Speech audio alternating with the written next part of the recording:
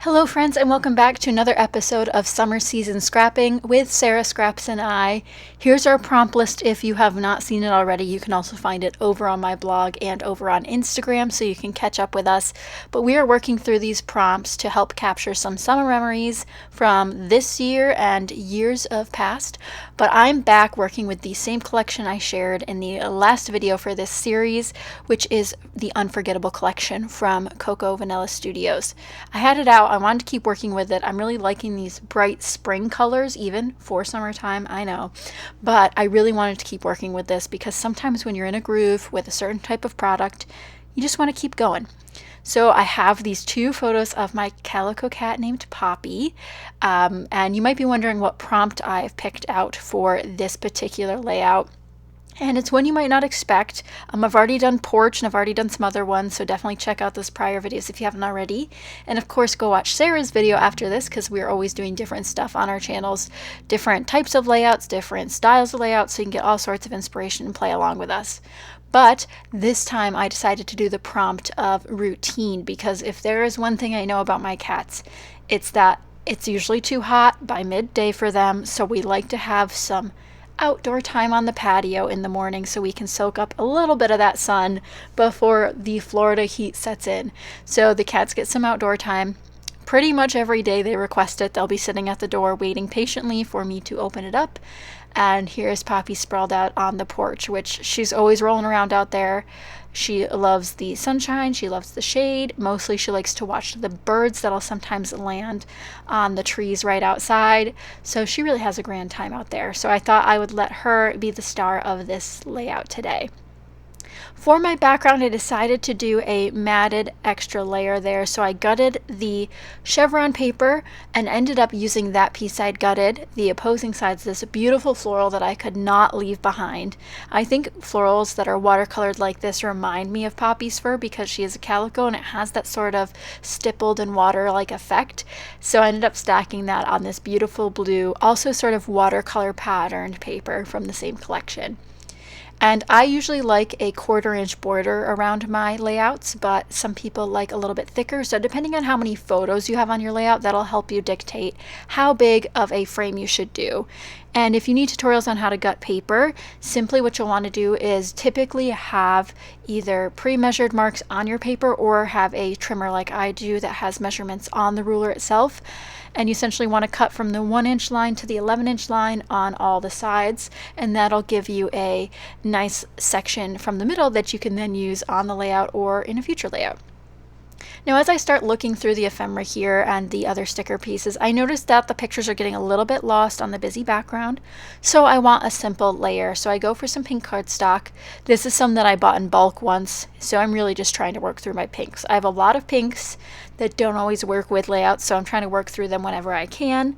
And because I really like layered look, I wanted to bring in a couple other scraps of paper. And what this does is it makes it a little less boxy, a little more organic, and it gives me a place to put more embellishments so they don't fade into that busy background.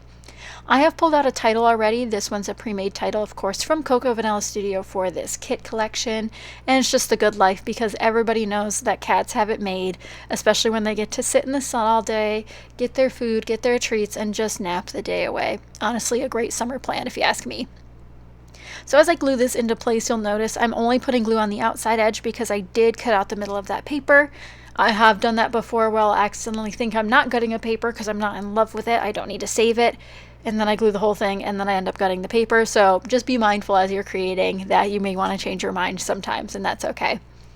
So as I look through the cardstock stickers, I really thought I was going to use that everyday one again to implement that sort of routine feeling, but it was a little too boxy and large for this page. So I'm looking for something a little smaller that will work. So once I get the title out of the way, I can start gluing some of my layers down now that I have the background down. And this is a great way that if you only have one sheet of pattern paper to use both sides, is you can really just gut the middle and use that as a background border piece or just like some sentiment strips, any way you'd like. And then you can use the larger chunk for a main layer. So great way to use paper that you might only have one of. Here I'm actually going to layer that polka dot bottom left. And then I have these stripe offcuts, which are actually part of the branding strips. And I want to make sure that I'm putting those in the correct direction, because you can accidentally have two pieces that don't really line up. And I really like when the diagonals line up on a page. So I'm making sure to emphasize that in these layers that I'm putting down. And this black and white polka dot is actually a scrap from the cut apart section of this kit.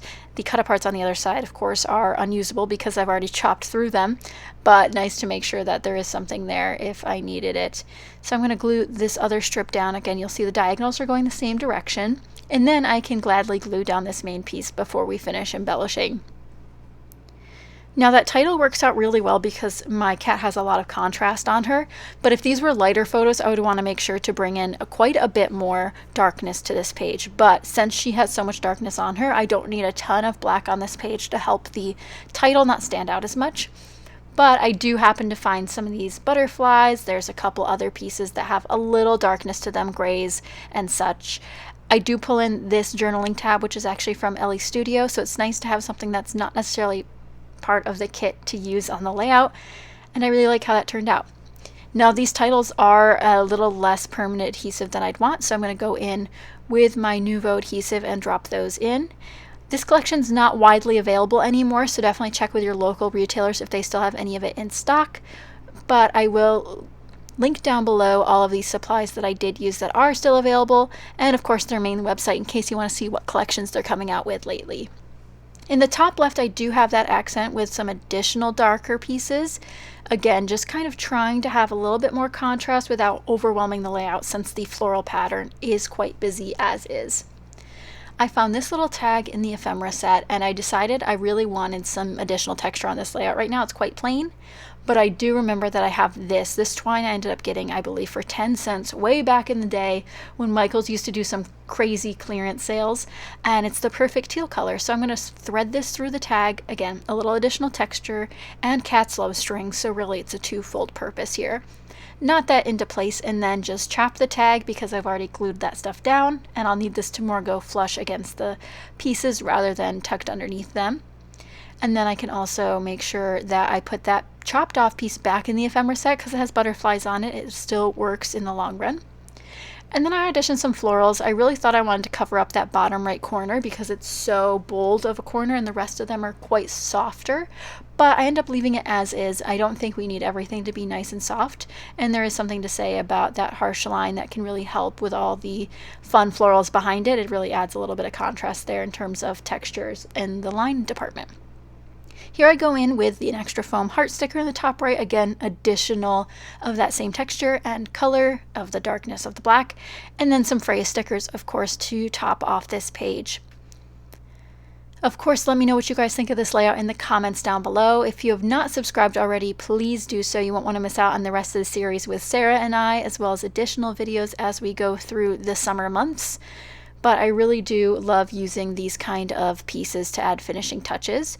Similarly, enamel dots are always fun to add at the end, and I do consider adding some of the flare, but decide against it. So now that the enamel dots are in place, we can add the final touches here with some adhesive, and I'll show you guys the close-ups. But I did decide last minute that I wanted some additional texture, and I forgot I had these Pretty Little Studio. They're like clear stickers, but they don't look like it when you're doing it in person, and they're little stitches. So I end up going for this deep purple color because it helps bring in the purples that are in the background, which I think is an underrated color to use in the scrapbooking world. But let me know what you guys think. Here are the close-ups. Again, thank you guys so much for watching. I do hope you enjoyed. And if you haven't already, watch Sarah's video, which I'll have linked down below. But we've officially covered the routine prompt. Let me know which prompts you would like to see next, and we will see you guys with another video very, very soon. Thanks for watching. Bye.